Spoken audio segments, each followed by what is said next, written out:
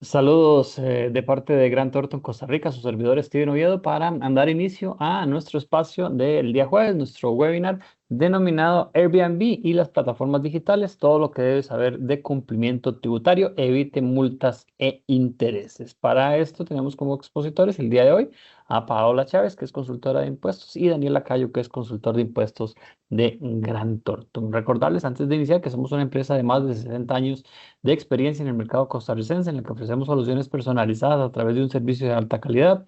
Nos especializamos en temas de impuestos, auditoría, legal, precios de transferencia, aduanas, comercio exterior, consultoría y también capital humano. Nuestras redes sociales nos pueden encontrar como Gran Thornton Costa Rica. Ahí tienen el detalle de todos los espacios que hacemos semana a semana. Ahora estamos incorporando también webinars los días martes. Entonces, no van a ser todos los martes, pero sí vamos a tener algunas fechas para que lo sigan en nuestras redes sociales, y los jueves sí vamos a tener la información de fijo todos los jueves con un webinar sobre un tema de alguno de los temas que desarrollamos aquí en la firma. Y también nuestro canal de YouTube, Gran Thornton Costa Rica, y pueden suscribirse y les llega la notificación de los videos por si usted no pudo ver el webinar completo o si no se pudo conectar, tenía una reunión o algo por el estilo, lo puede observar en nuestro canal de YouTube. Ahí también puede encontrar nuestro video podcast que se llama Café Gran Thornton. Ahí tienen todo el detalle y se pueden conectar para observar nuestro video podcast. La versión en audio la encuentran en Spotify y se llama Café Gran Thornton. El espacio en Spotify, ahí lo pueden encontrar y tener el detalle de toda la información de nuestro podcast. Vamos a iniciar con el tema del día de hoy, dándole los buenos días a nuestros expositores, empezando por Daniel Lacayo, que es consultor de impuestos de Gran Thornton. Buenos días, Daniel. Gracias, Steven. Bueno, agradecerles a todos por la asistencia del día de hoy. Esperamos que podamos dilucidar bastante el temita de Airbnb, las obligaciones fiscales que deberían para los anfitriones y los propietarios que están explotando sus bienes por ahí y para que lo tengan en consideración. Vamos a tener un caso práctico, el puro final, para que ustedes puedan evaluar qué sucedería si realmente estamos ahí navegando silenciosamente sin estar inscritos o sin estar presentando declaraciones para que lo puedan cuantificar según sea su caso. Excelente, Daniel, muchas gracias. Y ahora le damos también los buenos días y va a iniciar con la presentación a Paola Chávez, que es consultora de impuestos de Gran Thornton. Buenos días, Paola. Buenos días a todos, es un gusto estar aquí, poder estar aquí con ustedes.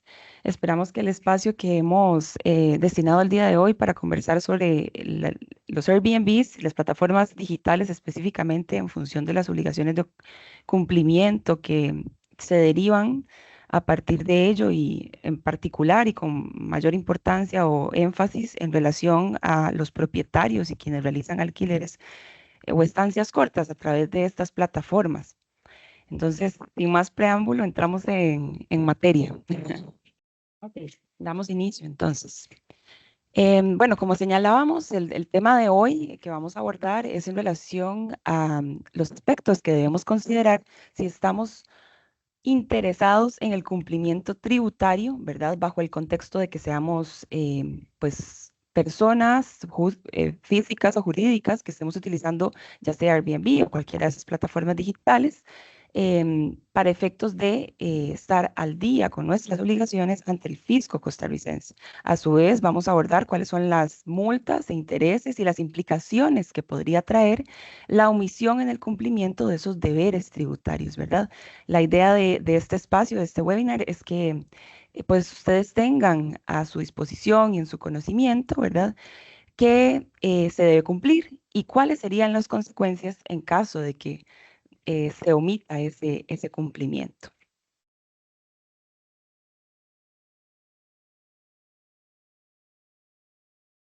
Ok, en pantalla podemos ver la tabla de contenidos de lo que vamos a discutir en esta mañana. Vamos a iniciar con una pequeña introducción. Seguidamente vamos a abordar quiénes son los contribuyentes para efectos de entender si yo soy pues un propietario que está utilizando de un bien inmueble o una persona que está utilizando estas plataformas para estancias cortas, ¿verdad? También vamos a abordar cuáles son los deberes y obligaciones tributarias de esos contribuyentes. Vamos a comentar un poco cuál es el rol que están teniendo o deberían de tener estas plataformas. Y en función de ello, informárselos a ustedes. También vamos a ver otras obligaciones de índole tributaria adicionales e inclusive para fiscales podríamos considerar cuando lo veamos un poquito más adelante. ¿Cuáles serían las sanciones administrativas, los recargos, las multas e inclusive el tema de los intereses? Y finalmente vamos a finalizar pues con un caso práctico como mencionaba don Daniel y bueno, por último en la sección de preguntas, ya habiendo abordado el caso práctico para efectos de ilustrar lo que venimos a compartir con ustedes en esta mañana. Como a manera de introducción, quisiéramos traer a colación el por qué la importancia de este tema y por qué lo hemos traído en esta mañana con ustedes.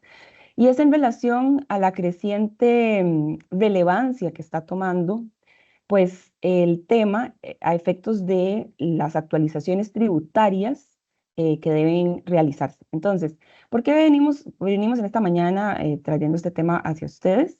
Si ustedes pueden ver en pantalla algunos extractos de noticias, ¿verdad? Que se está moviendo muchísimo a nivel de prensa. ¿Y por qué se está moviendo muchísimo a nivel de prensa? No es más porque recientemente pues se emitió una resolución por parte de la Dirección General de Tributación que establece las obligaciones de intercambio de información de plataformas digitales, incluidas aquellas que pongan en contacto para efectos de pues, realizar estancias cortas, ¿verdad? En bienes inmuebles, y de ahí el más común, y por eso el título, ¿verdad? Del famoso Airbnb, que se habla mucho. Pero en realidad esta resolución que traemos y que vamos a comentar con ustedes en esta mañana no se centra específicamente en Airbnb, sino en todas aquellas plataformas digitales que reúnan los supuestos para efectos de acarrear esta obligación, ¿verdad?, de reportería, incluida en ellas Airbnb. Por eso pueden ver en este momento, ¿verdad?, algunos títulos de prensa que hacen referencia, pues, usualmente, principalmente al tema Airbnb, pero sobre el cruce de información, el llamado cruce de información para promover el cumplimiento tributario, para prevenir la evasión fiscal, para efectos de cuáles son los temas de obligaciones, ¿verdad? Y esta advertencia no es casualidad, sino que es a raíz de esta resolución, pero también en función de que quienes realicen actividad por medio de estas plataformas, o no necesariamente a través de esas plataformas, pero en general actividad de estancias cortas, tienen obligaciones tributarias, ¿verdad? De ahí que el cruce de información se vuelve especialmente relevante porque lo que viene es a brindar visibilidad a las administraciones tributarias sobre el cumplimiento o incumplimiento de esas obligaciones fiscales. Anteriormente, contamos con un convenio de intercambio de información con otros estados, ¿verdad? De manera general, pero con esta resolución de la administración tributaria viene a normar específicamente en función de esos convenios de intercambio de información con otras jurisdicciones, también específicamente viene a normar en el caso de plataformas digitales cuáles son las reglas del juego. ¿Qué es lo que tengo que considerar si yo, por el otro lado, soy una plataforma digital, ¿verdad? Que reúna esas características, como lo sería Airbnb? Entonces, también, ¿cuáles son mis obligaciones en cuanto a quiénes debo reportar y en qué fechas debo reportar y en qué modo debo reportarles, ¿verdad? Pero por el contrario, si yo estoy del otro lado de la ecuación y soy, pues, a quien van a reportar, ¿verdad? Pues traer a colación y a la mesa el hecho de que existe ahora una resolución con el procedimiento y las reglas específicas para hacer ese reporte, ¿verdad? Eso significa o se traduce en mayor exposición a efectos de riesgo de una auditoría de parte de la administración tributaria o las administraciones tributarias, ¿verdad? Específicamente riesgo de fiscalización, ¿verdad? Y riesgo de sanción, así como pues efectivamente si se logra una determinación del cobro de intereses, además del impuesto dejado de pagar. Ok. Esta resolución a la cual traemos mención el día de hoy corresponde específicamente a la resolución MHDGT Res 0025-2024. Es importante señalar que la resolución, a pesar de que había sido emitida con anterioridad, pues ya fungió la fecha para efectos del primer reporte, ¿verdad?, que se debía realizar en mayo de este año. Es decir, la administración tributaria ya cuenta con, o las administraciones tributarias ya podrían contar con esa información si estas plataformas cumplieron con esa obligación de reportería. Entonces, a efectos de adentrarnos inicialmente en lo que dispone esta resolución, vamos a ver en pantalla algunos conceptos o criterios que debemos considerar para efectos de navegarla. Entonces, el primer concepto que tenemos que tener presente es el concepto de anfitrión.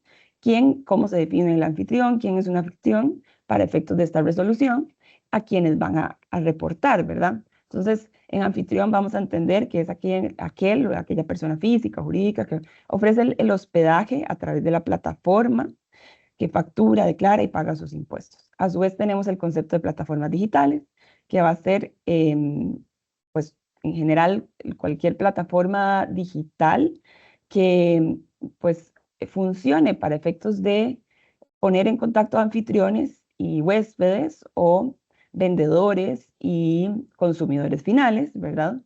En el tanto estamos hablando de que es una plataforma automatizada, que los ingresos que se generan superan el umbral establecido para tales efectos, y que en efecto también existe un beneficio económico o una percepción de parte de los vendedores o de los anfitriones que pone a disposición o prevé los mecanismos para poner a disposición más bien estas plataformas, ¿verdad? Entonces, bueno, como hemos señalado, dentro de estas plataformas se encuentra a su vez Airbnb dentro de la descripción del concepto que establece la norma, calza de acuerdo a sus supuestos lo que sería Airbnb.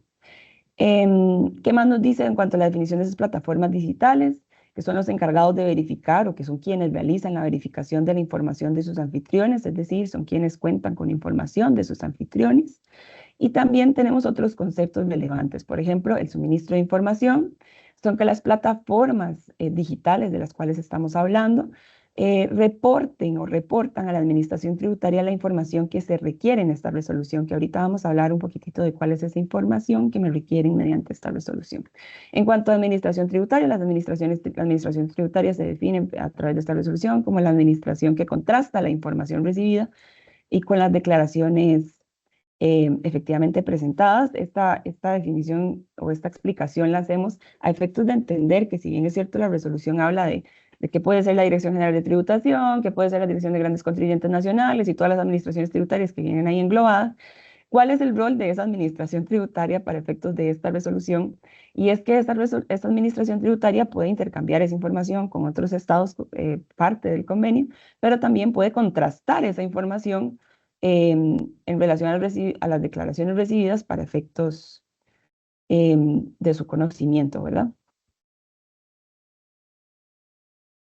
Ok, en cuanto a las fechas de prereportería o la primera fecha que debemos tener presente, como señalábamos, en mayo del presente año se dio la primera declaración de los operadores de plataformas digitales, o al menos así debe haber sido por parte de aquellos operadores que reúnan los supuestos para efectos de cumplir con esta obligación, ¿verdad? Es importante señalar que esta fecha ha sido prorrogada y modificada, puesto que anteriormente la fecha inicial para efectos de la primera declaración correspondiente a la información relativa al periodo fiscal 2025 correspondía a abril del presente año, ¿verdad? El 30 de abril. Sin embargo, ahorita, o más bien a partir de la modificación de esta primera fecha, la fecha que se dispuso finalmente fue la fecha del 6 de mayo. ¿En qué se traduce eso? Eso se traduce que al día de hoy la administración tributaria debería contar con la información respecto a los anfitriones que utilicen esas plataformas y los vendedores que utilicen esas plataformas Y específicamente, ¿qué información se debe aportar? Pues se debe aportar información en relación al número de cédula de persona física, jurídica, al número de identificación tributaria, en el caso de quienes tengan TIN, ¿verdad? Que es Tax Identification Number. Adicionalmente, también tiene que suministrarse información aún más detallada, ¿verdad? Y más específica en relación al nivel a los conceptos por ingresos, no solo los datos de identificación de quiénes son esos anfitriones y vendedores, sino que también hay un deber de suministrar información relativa al volumen de las operaciones que se transaron a través de esas plataformas digitales y así también los montos que fueron percibidos por aquellos anfitriones o vendedores o prestadores de servicios. Ujú.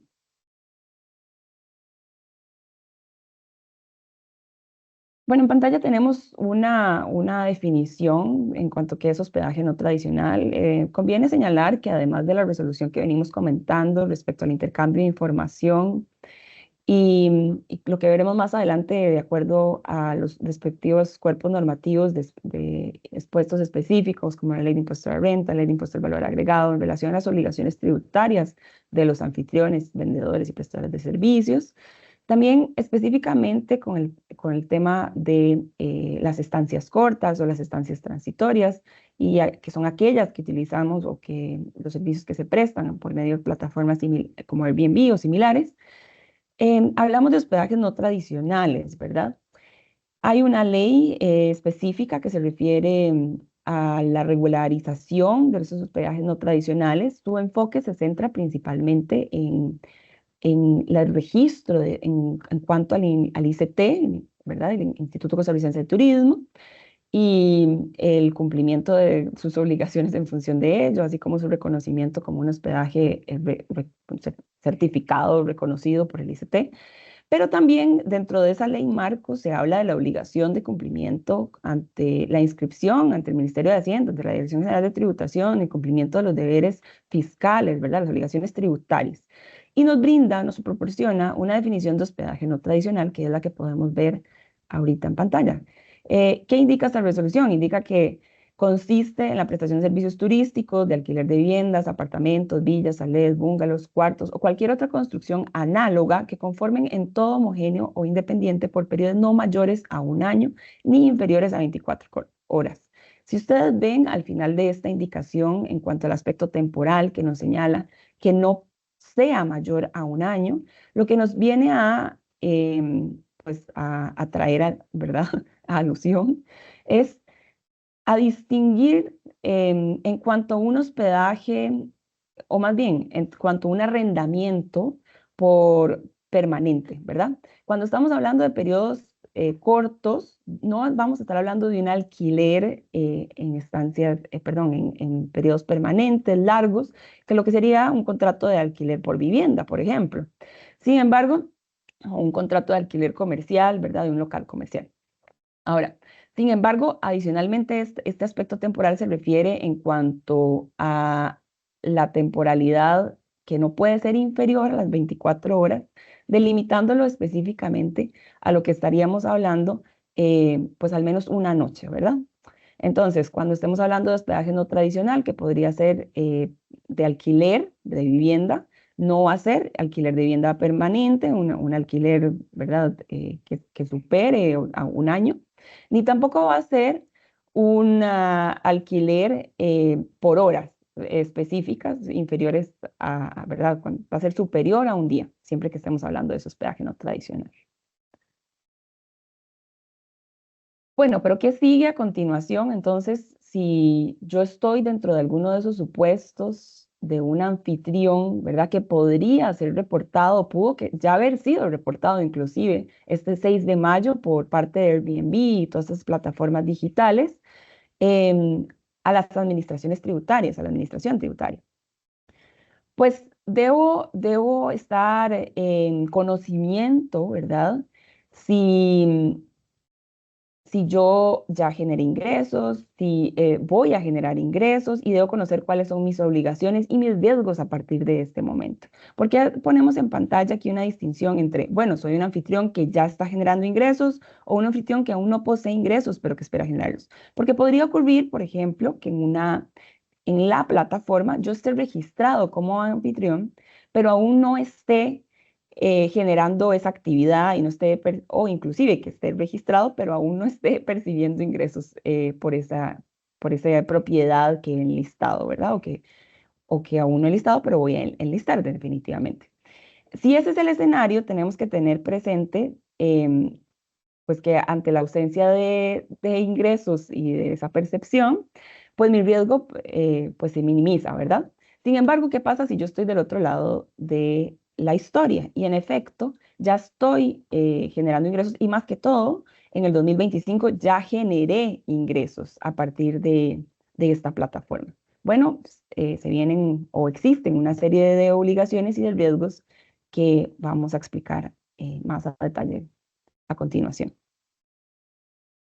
Primeramente definamos quiénes son contribuyentes, ¿verdad? Y si en efecto vamos a hablar de que esos anfitriones son contribuyentes para efectos de una serie de impuestos, como lo podrían ser el impuesto sobre las rentas de capital inmobiliario, que es el impuesto que grava aquellos alquileres o estancias cortas o transitorias, como lo sería un hospedaje no tradicional. Entonces, en pantalla tenemos un resumen, ¿verdad?, ejecutivo de quienes podrían considerarse contribuyentes para estos efectos, que podrían ser personas naturales, personas jurídicas o cualquier otra entidad con patrimonio o autonomía funcional que esté efectuando una actividad de arrendamiento de bienes inmuebles, ¿verdad?, ya sea de chalés, de villas, de viviendas y todos los que veíamos en la definición previa que mostrábamos, ¿verdad?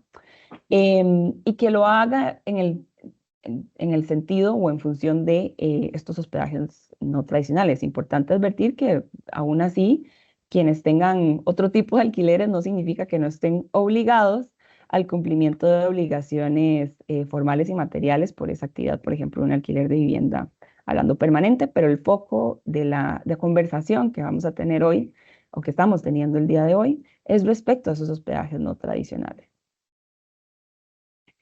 ¿Cuáles son las obligaciones que tendrían entonces una persona física, jurídica, un ente que reúna esta condición de estar efectuando este alquiler o esta actividad de estancias cortas o transitorias? Bueno, primeramente vamos a hablar del primer paso, ¿verdad? Esa primera obligación es la inscripción ante el Registro Único Tributario en Costa Rica, ¿verdad?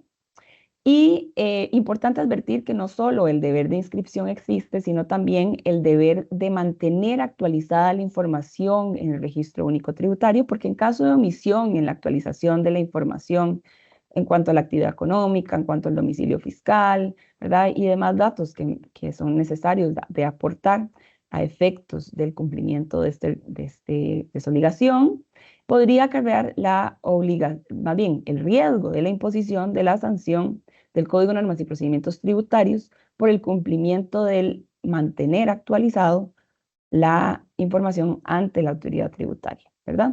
Entonces, para que tengamos presente ese primer eslabón. Otra obligación de la que vamos a comentar el día de hoy, la emisión de comprobantes electrónicos, emisión y recepción de comprobantes electrónicos.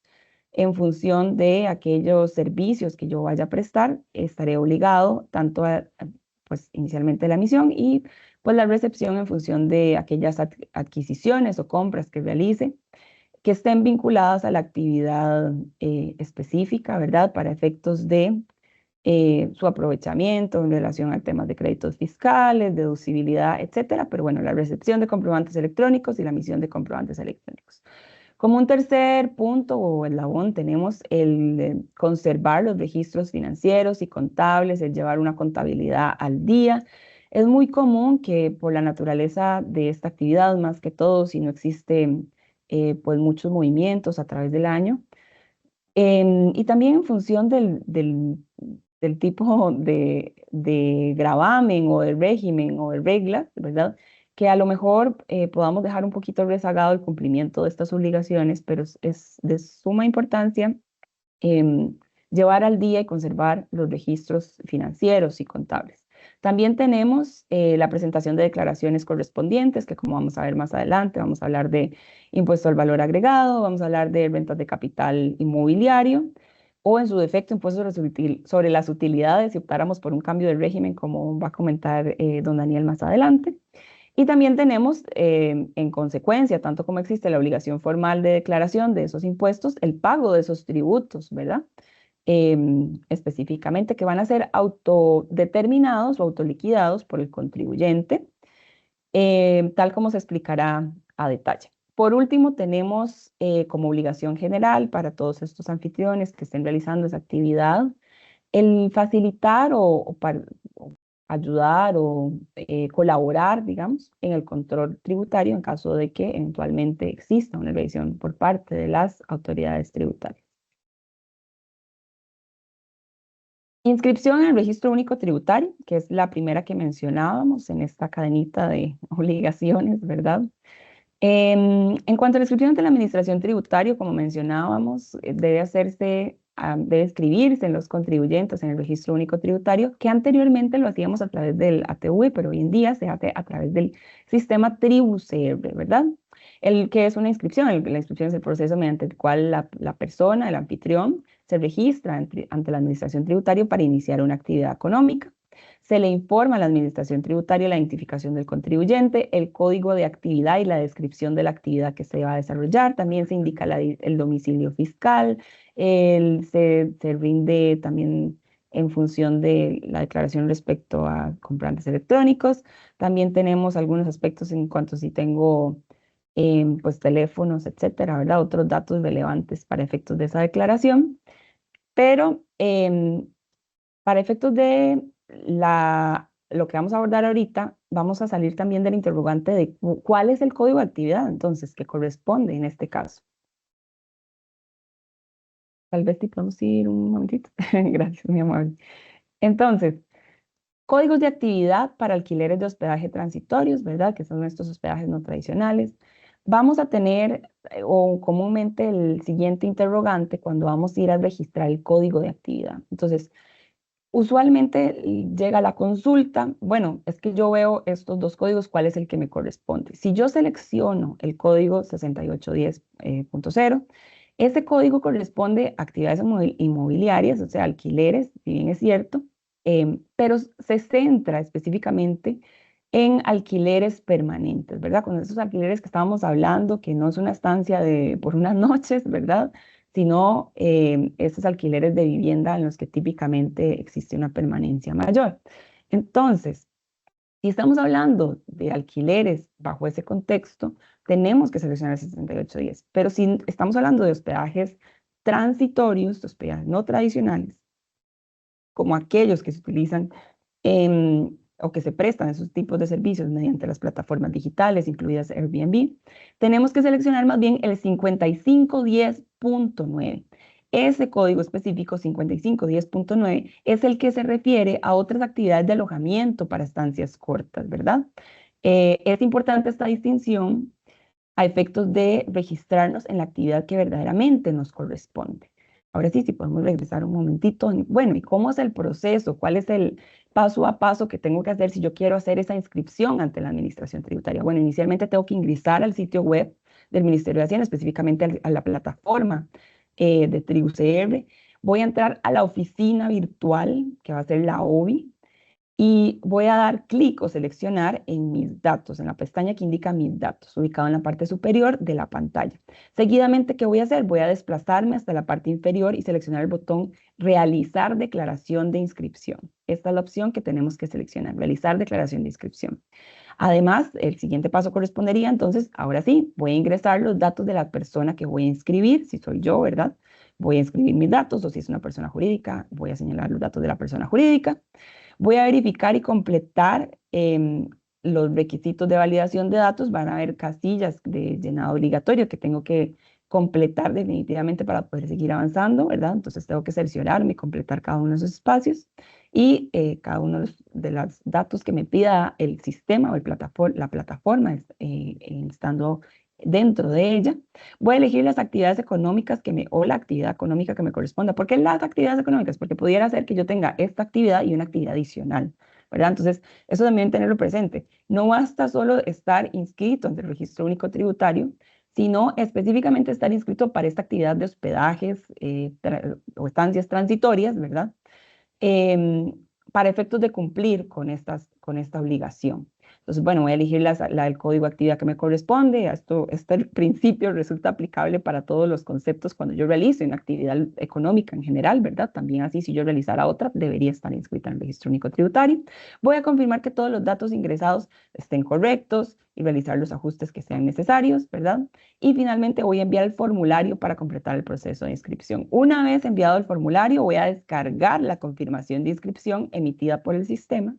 Y esto es importante para efectos de yo tener mi respaldo en caso de algún inconveniente, ¿verdad? Futuro con el sistema, de la debida inscripción y los datos que consigné, sobre todo en esa declaración específicamente.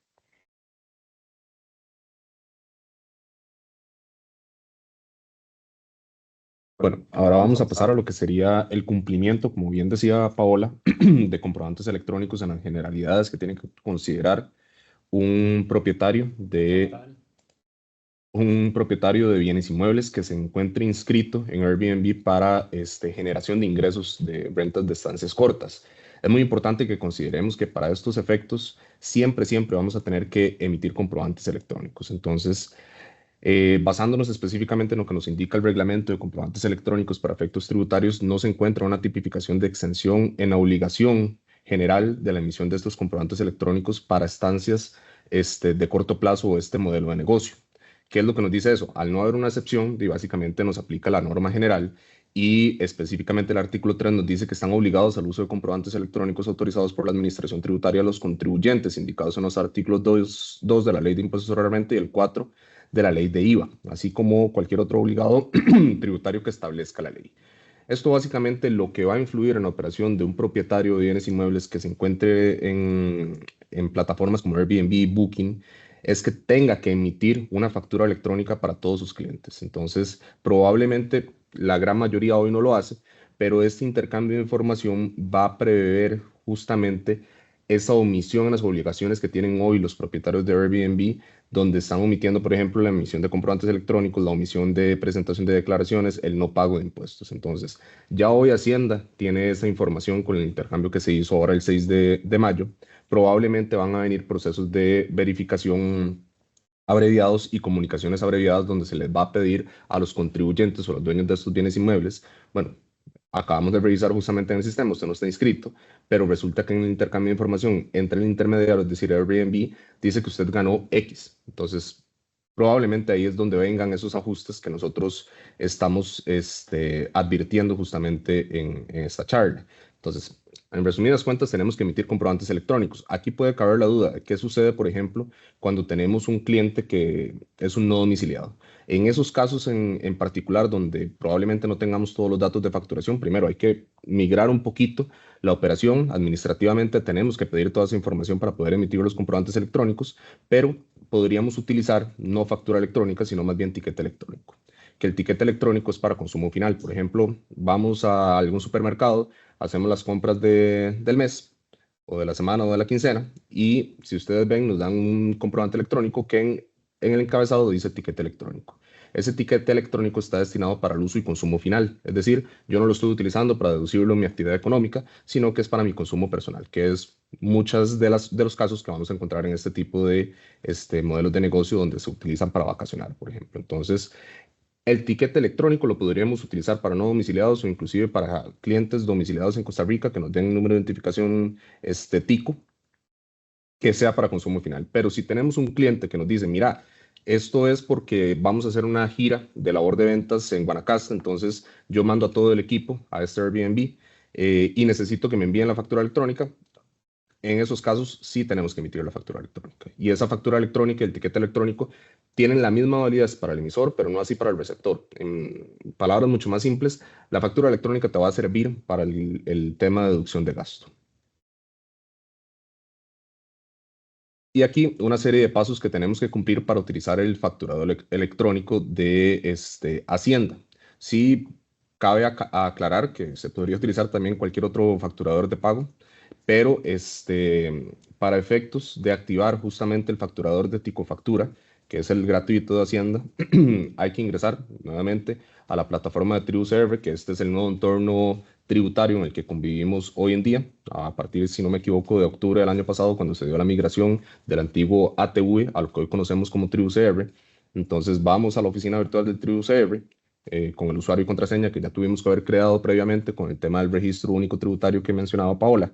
Seleccionamos el módulo de Ticofactura desde el menú principal. Si no tenemos las credenciales, hay que crear un usuario desde cero, que probablemente es lo que va a suceder en la gran mayoría de casos de este modelo de negocios. Indicar si se va a utilizar Ticofactura, es decir, el mismo facturador de Hacienda, o si vamos a utilizar un facturador distinto. Eso es importante porque independientemente de si utilicemos el gratuito o utilicemos uno de pago, siempre hay que pasar por este paso de la creación de usuario y la generación de la llave criptográfica. Luego de que indicamos si se va a utilizar Ticofactura o un sistema de facturación distinto, hay que generar las credenciales de acceso para la emisión de comprobantes electrónicos. Luego hay que recibir esas credenciales mediante el sistema o el correo registrado en el registro único tributario, que es el paso previo, nuevamente, que mencionaba Paola. Y ya una vez que tenemos esto, volvemos a ingresar al módulo de Ticofactura, generamos una llave criptográfica, luego generamos un PIN, luego descargamos la llave criptográfica y el usuario que nos genera el sistema, y luego, posterior de ello, podemos instalarlo utilizando el PIN previamente configurado y podemos utilizar toda esta información para irnos a un sistema de pago o utilizar el mismo sistema de Ticofactura. De igual manera, esto probablemente va a ser un poco abrumador para las personas que tal vez no anden en el ámbito de cumplimiento fiscal, pero la intención de todo esto es que si tienen alguna duda, obviamente nos pueden consultar con toda confianza. Ahora, ¿qué sucede con el tema de emisión de comprobantes electrónicos? Hay algo que se llama CABIS. CABIS es el catálogo de bienes y servicios. Entonces, específicamente para el tema de alquileres de corto plazo, tenemos que utilizar la codificación 631. Ahora, esta 631 va de lo general a lo específico. Si ustedes ven por acá, la 631 nos dice que son los servicios de alojamiento para visitantes. Luego nos define la 6311 como los servicios de alojamiento para visitantes en habitaciones o unidades de estancias cortas. Luego la 63111, donde tenemos servicios de alojamiento para visitantes en habitaciones o unidades de estancias cortas, pero con el servicio de limpieza diario. Y luego pasamos a una 112, donde sin servicio de limpieza, 113 con propiedades de tiempo compartido, 114 en ocupación múltiple. Entonces, ¿cuál sería la recomendación en este caso? Dependiendo del tipo de propiedad que usted tenga, tiene que ir a revisar el catálogo de bienes y servicios, porque de eso dependerá el tipo de CABIS que hay que utilizar a la hora de emisión de comprobantes electrónicos. Y la recomendación es que lo vean con el contador de confianza o el asesor tributario para efectos de que cumplamos al 100%.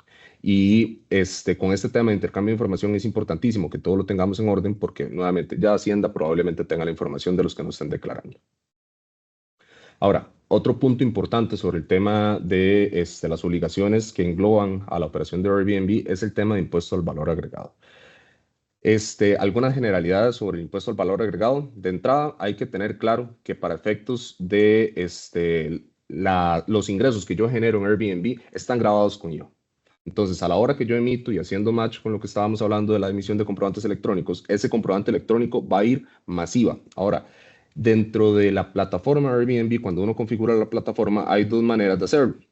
Que el precio por noche sea más impuestos, es decir, más ese 13%, o simplemente no se le indica nada. De eso va a depender a la hora del intercambio de información, porque si no se le dice nada, se intuye que ya viene incluido ese IVA. Entonces, si tenemos, por ejemplo, un precio de tarifa por noche de $100 y no le indicamos más impuestos, al final al cliente se le van a cobrar los $100. Eso quiere decir que realmente ya eso trae el 13% implícito. Entonces, habría que hacer regla de 3 por ahí para calcular cuánto sería el impuesto y probablemente lo que nos va a dar de resultado es que tenemos un ingreso real de $88.5 y el restante 11.50 va a configurar el IVA. Pero bueno, en resumidas cuentas, hay que tomar en consideración que por cada reserva vamos a tener que cobrar el 13% de IVA. Entonces, si hoy no lo estamos cobrando, no lo estamos considerando, es importante revisar incluso el tema de precios, porque puede que a nivel financiero no estamos saliendo bien a la hora que tenemos que asumir ese impuesto, ¿verdad?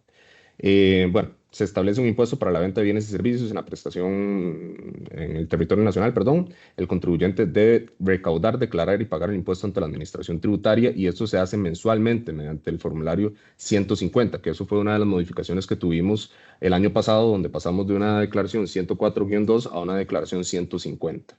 Entonces, muy importante, nuevamente, aquí la periodicidad es mensual. Entonces, si tenemos ingresos en enero, en febrero los tenemos que declarar a más tardar el 15 de febrero para efectos de el pago y presentación de la declaración.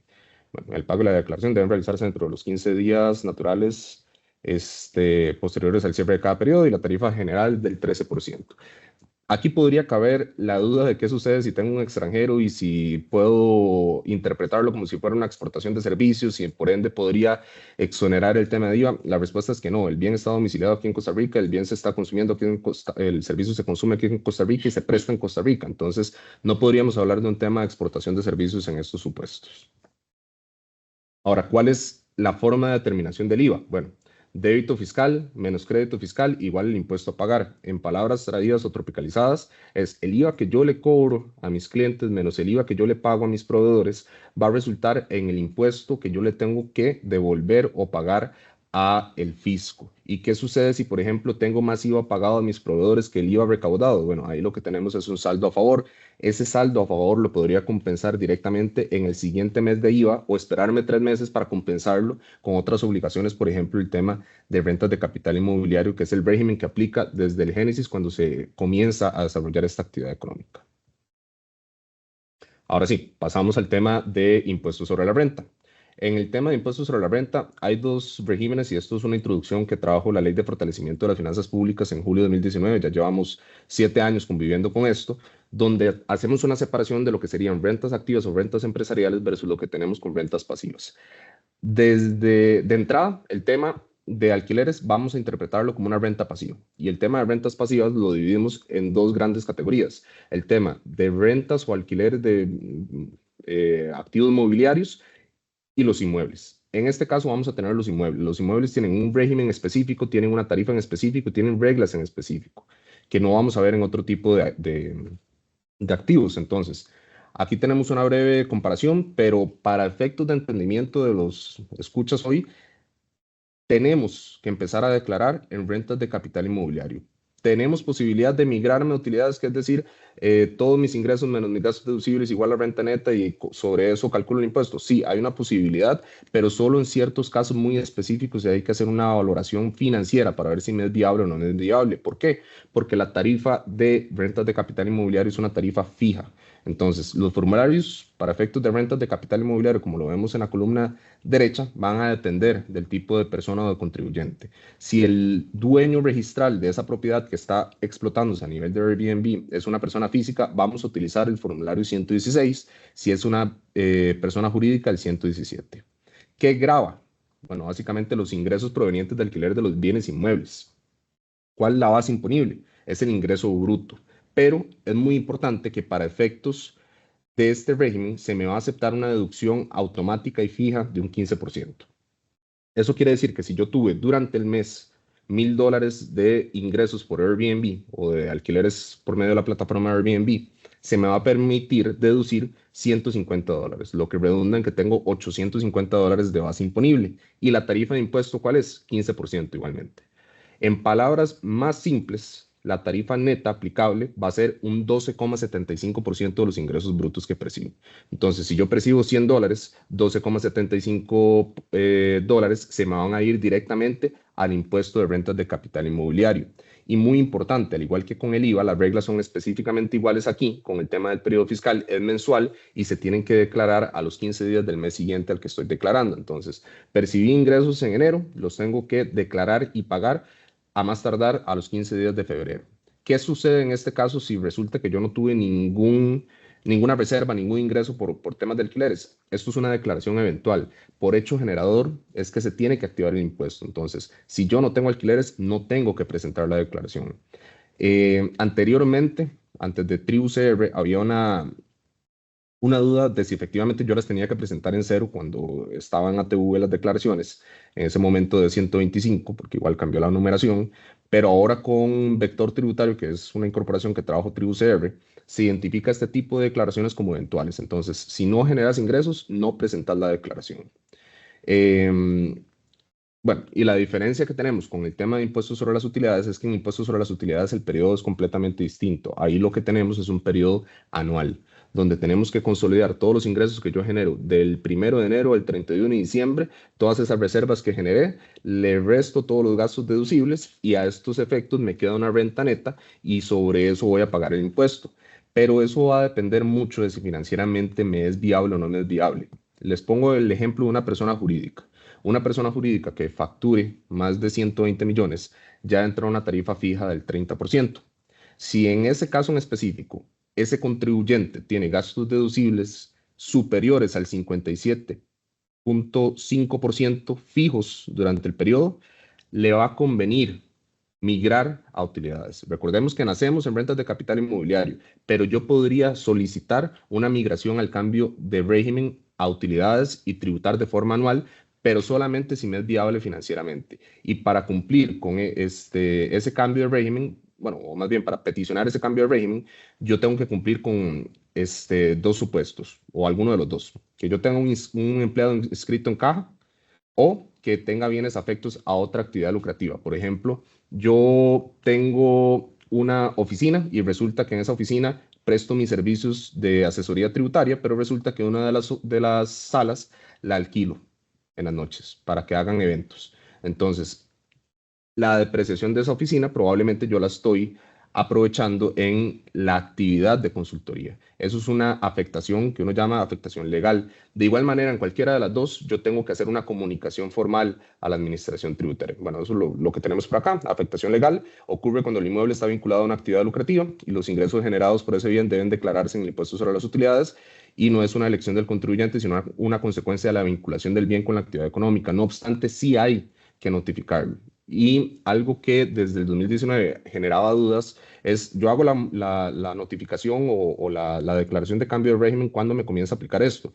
Ya eso quedó clarísimo después de varias resoluciones, donde si, por ejemplo, estamos ahorita en julio, yo hago la comunicación de cambio de régimen, eso comienza a regir a partir del 1 de enero de 2027.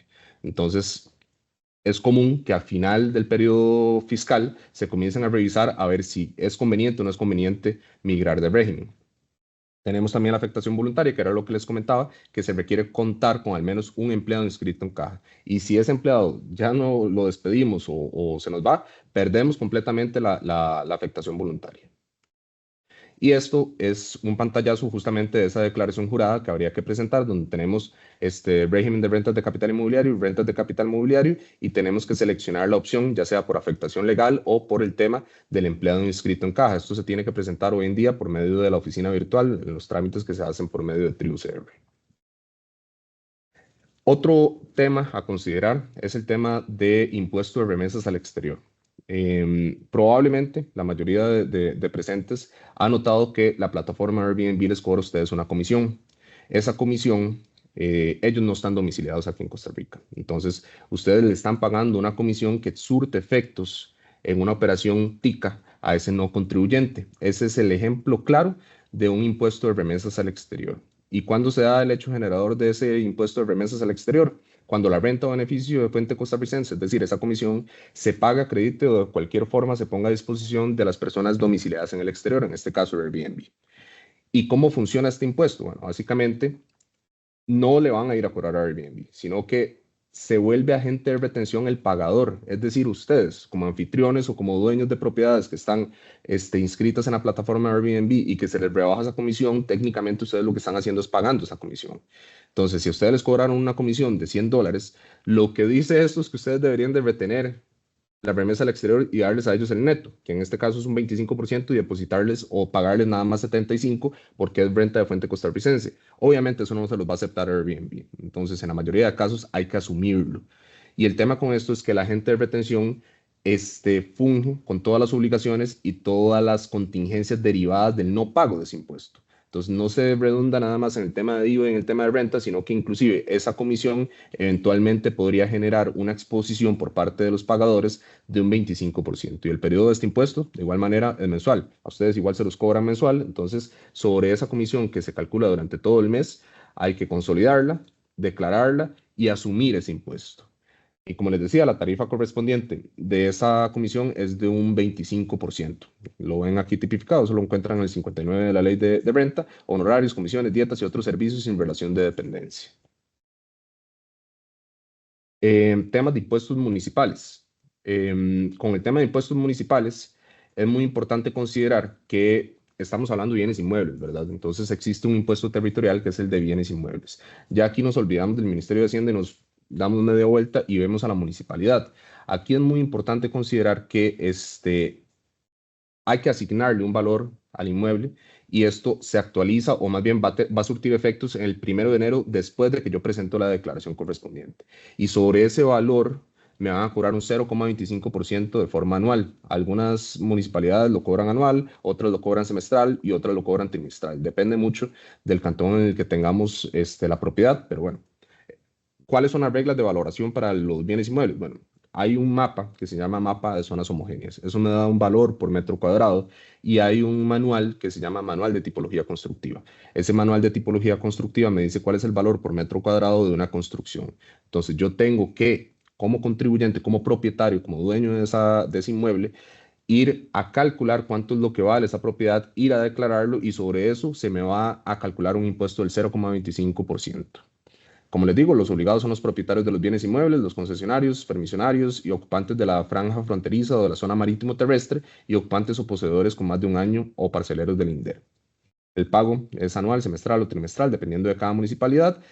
Muy importante que esto no es una obligación que yo tengo que cumplir todos los años, sino que se hace cada 5 años, sin perjuicio de que yo pueda ir a hacerlo antes de esos 5 años. Lo recomendable es estar revisando esto cada año, cada 2 años, para efectos de si me varió mucho el impuesto, ver qué es lo que está sucediendo por ahí. Y el incumplimiento de la declaración puede configurar un tema de un avalúo municipal y multa igual a la diferencia dejada de pagar. Entonces la municipalidad te notifica un avalúo, te actualiza el valor, comienza a regir a partir del siguiente año, pero te cobran también la diferencia. Si tenías declarado por 10 millones y terminó siendo 100 millones, te va a cobrar el 0,25% por esos 90 millones no declarados. También el tema de patente municipal. Técnicamente deberíamos de tener una patente municipal para cada actividad lucrativa que tengamos y no excluye el tema de alquileres. Entonces, esto también va a depender mucho del municipio. Habría que revisar la ley específica de cada cantón para efectos o de cada municipalidad, perdón, para determinar cuánto es el monto a pagar, pero normalmente se calcula sobre la renta bruta, es decir, sobre los ingresos percibidos y algunas. Hay un mix entre renta bruta y renta líquida o renta neta, donde se me calcula sobre una tarifa sobre la renta bruta y otra sobre la renta neta. Entonces, es muy importante que dependiendo de donde esté domiciliado ese bien inmueble, así van a ser las reglas de la patente municipal, pero hay que entender que hay que tener una patente municipal para estos efectos.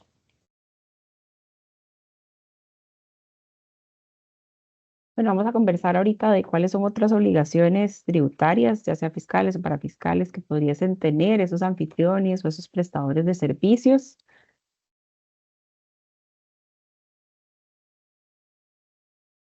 Entre ellos vamos a hablar de obligaciones ante la Caja Costarricense del Seguro Social. Vamos a hacer una distinción para efectos de esta explicación. Entonces, por un lado, vamos a hablar de las personas físicas y cuáles van a ser esas obligaciones adicionales, algunas otras obligaciones, ¿verdad?, que van a tener. Y también vamos a hablar de las personas jurídicas.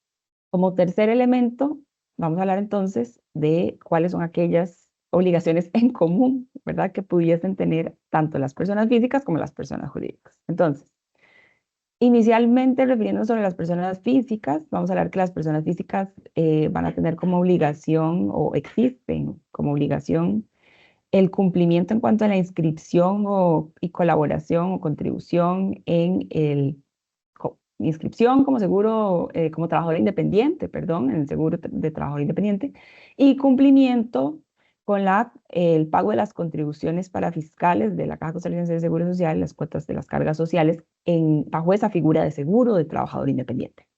Ahora, En caso de personas jurídicas, las personas jurídicas en sí mismas, si estamos hablando de, por ejemplo, sociedades de capital, como lo serían sociedades mercantiles, una sociedad anónima, una sociedad de responsabilidad limitada, van a tener como obligaciones el impuesto sobre las personas jurídicas, el registro de transparencia y beneficiarios finales, la retención en la distribución de dividendos en función de los ingresos que perciban por esta actividad, una vez que se distribuyen a los socios. Entonces, esta distribución de dividendos, la sociedad o la persona jurídica va a estar obligada a practicar la retención en la fuente del 15% y a declarar y pagar ese impuesto correspondiente, ¿verdad? Que se va a destinar a los socios. Y como un último elemento vamos a hablar de timbre, educación y cultura. Ahora, ¿cuáles son obligaciones en común? Obligaciones en común en el caso de tener empleados registrados, ¿verdad? Tanto ya sea yo como patrono, como persona física o jurídica, voy a tener que cumplir con las cargas sociales como patrón y con la inscripción debida ante la Caja Costarricense del Seguro Social. Voy a tener que cumplir con el seguro ante el Instituto Nacional de Seguros respecto a la responsabilidad patronal en función de los empleados, el seguro de trabajo. Vamos a tener también como obligación la retención de esos salarios si resultase aplicable, si resulta que se supera el umbral establecido en cuanto al impuesto al salario, ¿verdad? Entonces, si se supera ese umbral, voy a tener esa obligación de retención del impuesto al salario para aquellos colaboradores que lo superen y en la manera progresiva que establece la ley para sus efectos. Pudiese ser que la propiedad, el valor de sus edificaciones, supere también el umbral establecido para efectos del impuesto solidario. Entonces, yo me vea obligado a el cumplimiento de la presentación de esa declaración de impuesto solidario y el pago del impuesto respectivo. Y también, en caso de al estar bajo el supuesto de operaciones en las cuales no se cuentan comprobantes electrónicos, pudiera ser que también tenga la obligación de cumplir con la declaración informativa de clientes, proveedores y gastos. Como último aspecto en cuanto a esta teoría, ¿verdad? Antes de entrar finalmente al caso práctico, ¿qué tengo que considerar como consecuencias en caso de omisión al cumplimiento de estas obligaciones? Bueno, el Código Tributario establece una serie de multas que podrían ser aplicadas por la Administración Tributaria en caso de una fiscalización o en caso de que la Administración detecte el incumplimiento de alguna de las conductas debidas y por consiguiente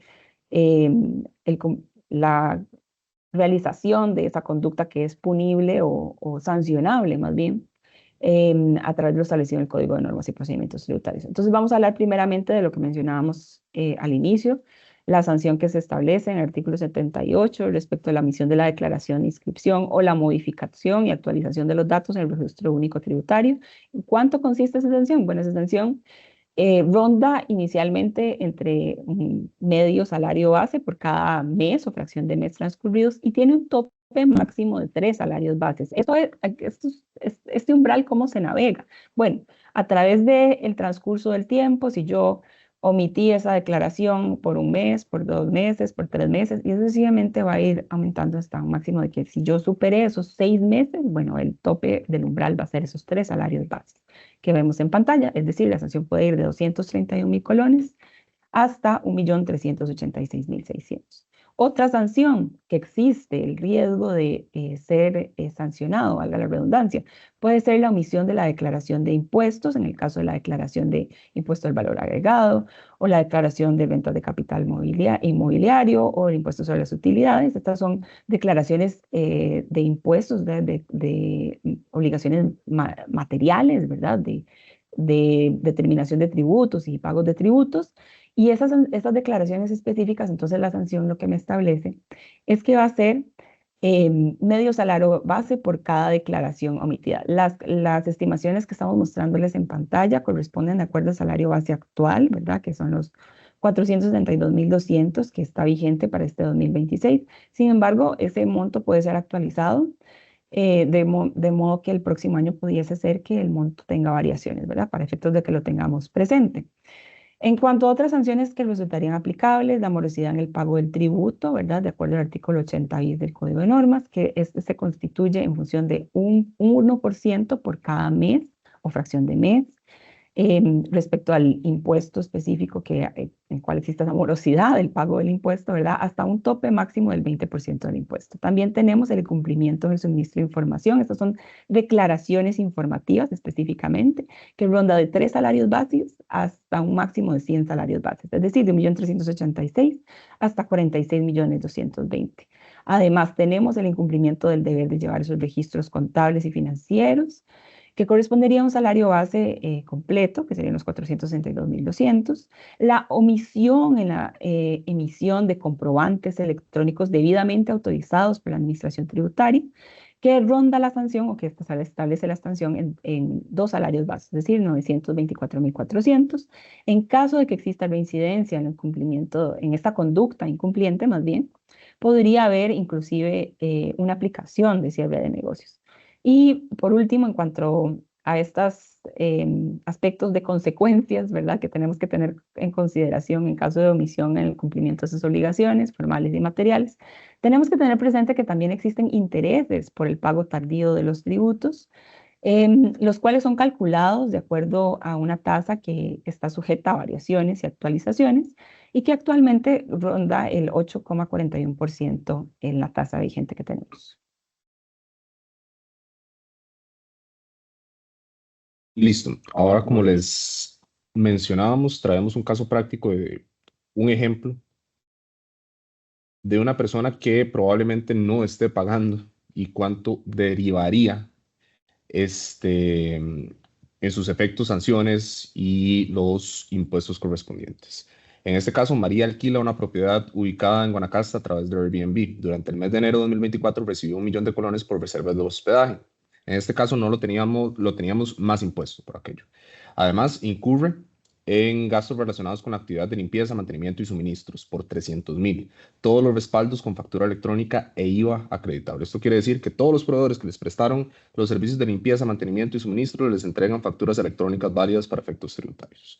Entonces, ¿cómo se determina el IVA en este caso? Bueno, tenemos ingresos por 1.000.000 de colones por el 13%. Eso quiere decir que es un IVA bruto o un débito de IVA de 130.000 colones. Y tenemos compras de 300.000 colones al 13%, son 39.000 colones. Y como lo vimos en filminas anteriores, la diferencia de estos dos es el IVA por pagar. En este caso, María debe declarar y pagar 91.000 colones correspondientemente. Ahora, ¿qué sucede? Tenemos también el tema de rentas de capital inmobiliario. Nuevamente el mismo ejemplo de María, donde recibe 1.000.000 de colones, pero tuvo gastos de 300. Vean aquí lo importante, tuvo gastos de 300, pero recuerden que el régimen de rentas de capital inmobiliario tiene una tarifa de gasto fijo, no es variable. Entonces tenemos 1.000.000 de colones. La deducción correspondiente es del 15%, tenemos 150.000 colones de gasto deducible o deducción para efectos de la base imponible de rentas de capital inmobiliario, lo que me redunda en 850.000 colones de base imponible a una tarifa de igual manera del 15%. María debería declarar y pagar 127.500 de impuesto de rentas de capital inmobiliario. Entonces, vean, tenemos los 91.000 de IVA más 127.500 de renta. Ahora, ¿a qué se expondría María si no hubiese pagado y declarado sus impuestos en tiempo y forma? Primeramente, hay un tema de prescripción, que es el periodo en el cual la Administración Tributaria tiene potestad de revisar un tributo. Si yo hubiese declarado, el periodo de prescripción es de 4 años. Si yo no he declarado, ese periodo se extiende a 10 años. Eso es una de las principales características de la omisión en las declaraciones. Ahora, vean que el mismo ejemplo que redundaba en 218.500, entre multas, sanciones correspondientes e intereses, terminan siendo 3.176.753 de un ingreso que yo percibí apenas en 2024. Entonces, tenemos por ahí la omisión de la inscripción en el registro único tributario, 1.386.600, omisión en las declaraciones de impuestos, 462.200, tenemos una morosidad en el pago del tributo de 43.700, no emisión de comprobantes electrónicos, 924.400, incumplimiento en llevar los registros contables, 462.200, que son las mismas sanciones que Paola explicaba hace unos minutos. intereses por pago tardío de tributos por 48.913 y una reducción de sanciones aplicables correspondientemente de 369.760, lo cual termina siendo entre el impuesto, multas, sanciones e intereses y morosidad 3.176.000 colones. La moraleja de esto es que obviamente va a salir mucho más barato cumplir. Lo único que habría que revisar es financieramente las tarifas de precio por noche para ajustar si es que realmente nos salen los números a la hora que comenzamos a asumir este tema de IVA y este tema de rentas de capital inmobiliario. Y sin más, eso era lo que teníamos preparado para el webinar de hoy y entramos entonces en la sección de preguntas. Gracias, Daniel y Paola, por los detalles de la presentación del día de hoy. Todavía no tenemos consultas por parte de nuestros participantes. Si llega alguna, ahí nos la pueden dejar en el chat y tener la posibilidad de contestar la consulta. Si no llega ninguna consulta, vamos a ir con un mensaje de cierre por parte de nuestros dos expositores, empezando por Paola Chávez, que es consultora de impuestos y legal de Gran Tortón. Adelante, Paola. No, buenos días de nuevo, reiterarles el agradecimiento por la asistencia, ¿verdad? Esperamos que haya sido de provecho para todos las personas que están conectadas, ya sea en caso de que usted sea un anfitrión o tenga interés en convertirse en un anfitrión y utilizar estas plataformas y conocer cuáles son aquellas obligaciones o deberes tributarios y también a qué podría haberme expuesto en caso de incumplimiento, ¿verdad? Es importante mencionar que también existe actualmente pues, un proyecto de ley que ha sido muy comentado respecto a una ampliación de las potestades, una creación de una división específicamente en la oficina de cobros y en ampliación en función de la posibilidad de, pues, inclusive reclamar responsabilidad solidaria, ¿verdad? A efectos del cobro de esas obligaciones tributarias, de manera que existe pues realmente un apetito grande de parte de las autoridades tributarias a efectos de cobros fiscales, ¿verdad? Y con, pues efectivamente, este primer intercambio de información que se realiza el 6 de mayo, existe ya primeramente visibilidad sobre aquellos incumplimientos y definitivamente el clima tributario en este momento, ¿verdad? Está muy movido en función de todos estos proyectos que se están moviendo, de manera que se suma a los aspectos a considerar ya de por sí con las sanciones que existen actualmente y con este clima tributario que existen también, ¿verdad? Como el riesgo de que a futuro existan inclusive potestades de cobro más fuertes, la necesidad y la importancia del cumplimiento si yo estoy como un anfitrión o como si deseo llegar a convertirme en un anfitrión en alguna de esas plataformas. Muchas gracias y reiterarles pues su interés. Sí, Paola, aquí hay algunas consultas, vamos a abarcarlas por este lado, es que estaban en el otro chat. Dice Jürgen, saludos, nos gustaría saber si se debe hacer la factura electrónica de compra para el cobro de la comisión de Airbnb y si es así, ¿debe ir con IVA o sin IVA? En ese caso en específico, no, porque Airbnb está dentro del listado transfronterizos, entonces ya se autorrepercute el impuesto en ese sentido. Entonces es uno de los supuestos donde no aplica la factura electrónica de compra. Gracias, Daniel. Dice otra pregunta aquí, Cristian Eduardo Mora. ¿Es necesario estar inscrito ante el ICT? Eh, Sí, bueno, ese es un tema más de cumplimiento regulatorio. Em, es un beneficio a efectos del cumplimiento de la normativa regulatoria, ¿verdad? Tal vez la mención en cuanto a la ley marco, que pues se centra más bien en función de la inscripción ante el ICT, lo traíamos a colación porque inclusive el ICT pide como uno de los aspectos la inscripción en Hacienda, ¿verdad? Entonces, más bien, si yo quiero inscribirme en ICT, tengo que estar al día con mis obligaciones fiscales para que lo tengamos presente. Gracias, Paula. Dice otra de las consultas, Viviana Cordero Jara. Buenos días. ¿Cómo reporto a un huésped en la declaración de rentas de capital si no tengo toda la información, cédula de identificación, nombre completo, etcétera? Vamos a ver, en ese caso, lo recomendable es que administrativamente siempre tratemos de conseguir todos los datos. Si no es posible conseguir todos los datos, eh, como medida contingente, lo que se podría utilizar es la tipificación del número de identificación para no domiciliados y poner, aunque sea el nombre de la persona, pero cuidar muy bien que el ingreso o la base imponible no se modifique, es decir, que no dejemos de pagar impuesto como tal, que sea un mero tema informativo y que la sanción sea nada más por un tema informativo que es mucho menor al no pago de impuestos. Pero en la medida de lo posible, tratar de tener toda la información para poder cumplir a cabalidad.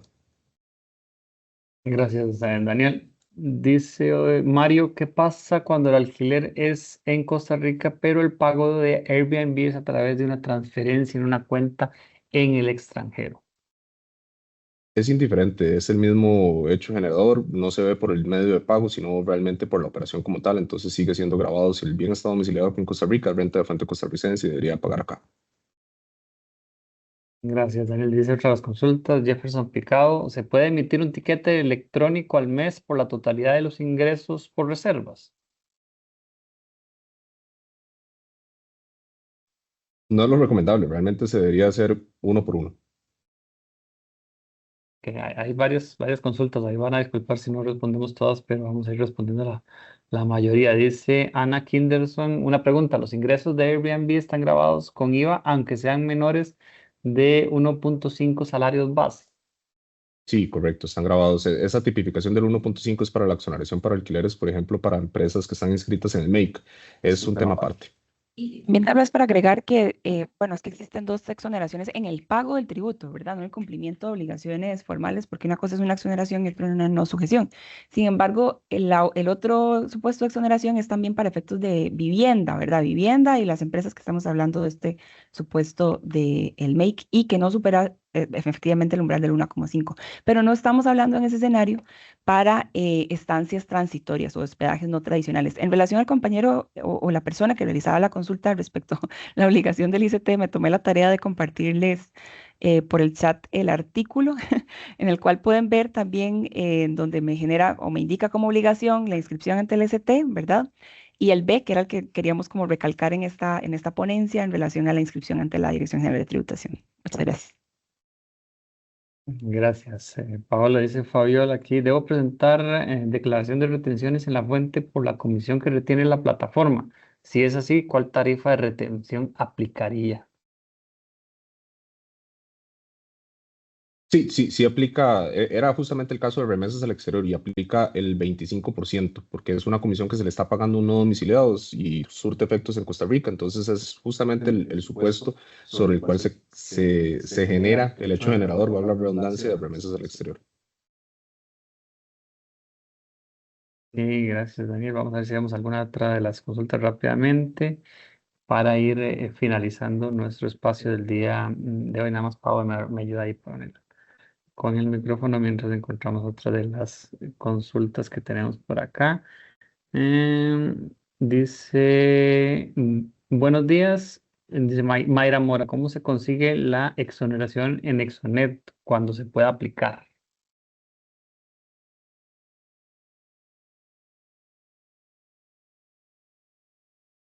Um, Cuando la consulta se centra en la exoneración de Exonet, me parece. Sí. Pero sí es importante aclarar que no, que, ¿verdad? Que en este supuesto no estaríamos hablando de los supuestos de exoneración, entonces, en efecto, pues no resultaría aplicable, ¿verdad?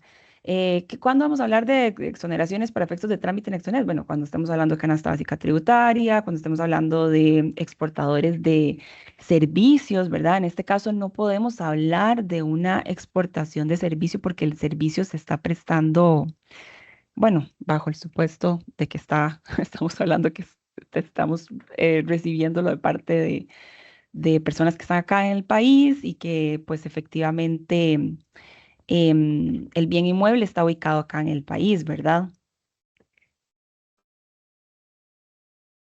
Ahí, Paula, y gracias por la consulta. Vamos a cerrar con esta pregunta.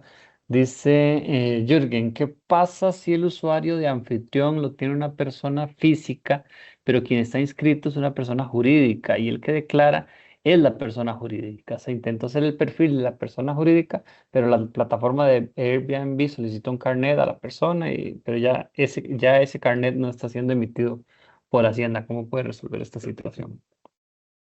Bueno, eso es una buena pregunta, porque inclusive también se puede dar el supuesto de que tengamos administradores de propiedades que funjan con el perfil dentro de Airbnb y no necesariamente son los dueños registrales. Hay que entender que el que tiene la obligación de pagar el impuesto es el dueño registral. Entonces, Puede que a nivel de Airbnb sea distinto, pero siempre a nivel tributario, quien va a tener la obligación es el dueño registral del bien inmueble.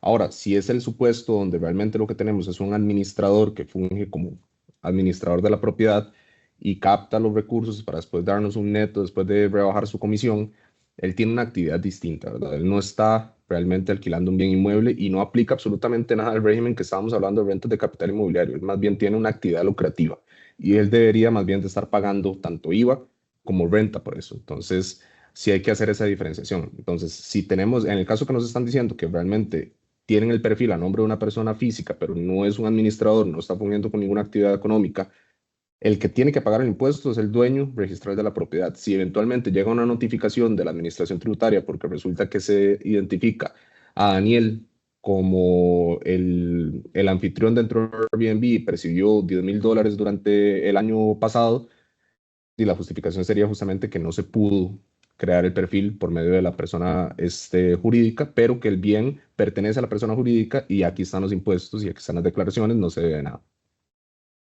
Excelente, Daniel y Paola, gracias por responder las preguntas. Van a disculpar a todas las personas porque hay una gran cantidad de consultas, entonces es un poquito complicado terminar de responder todas, pero vamos a ir finalizando ahora con nada más Paola, me cierras ahí, con el mensaje de cierre de Daniel. Y Daniel, recordarle también a la gente el caso, cómo los puede contactar en caso de que quieran, pues ya un tema más a profundidad. Adelante, Daniel. Muchas gracias, Steven. No, agradecerles a todos más bien por el espacio. Ojalá que así haya sido bastante provecho. Estos casos son bastante específicos, pero sin duda que llaman la atención de los contribuyentes y de los clientes. Entonces, si alguna persona quiere ampliar sobre algún tema en específico, le quedó alguna duda o incluso requiere que revisemos incluso el tema de la migración para ver si le conviene o no le conviene migrar de régimen, nuestros contactos quedan a disposición, nos pueden enviar un correo o incluso también llamar directamente a la oficina y con muchísimo gusto los podemos atender. Nos ponemos a su orden. Excelente, Daniel y Paola, muchísimas gracias. Nosotros vamos a ir finalizando nuestro espacio. Recordarles nada más nuestras redes sociales, Grant Thornton Costa Rica. Así nos pueden encontrar para tener el detalle de todos los webinars que realizamos semana a semana. Siempre tenemos los jueves y ocasionalmente los martes. También nuestro canal de YouTube, Grant Thornton Costa Rica, y lo pueden encontrar. Y nuestro podcast aparece en Spotify como Café Grant Thornton. De parte de nosotros, que tengan un bonito día.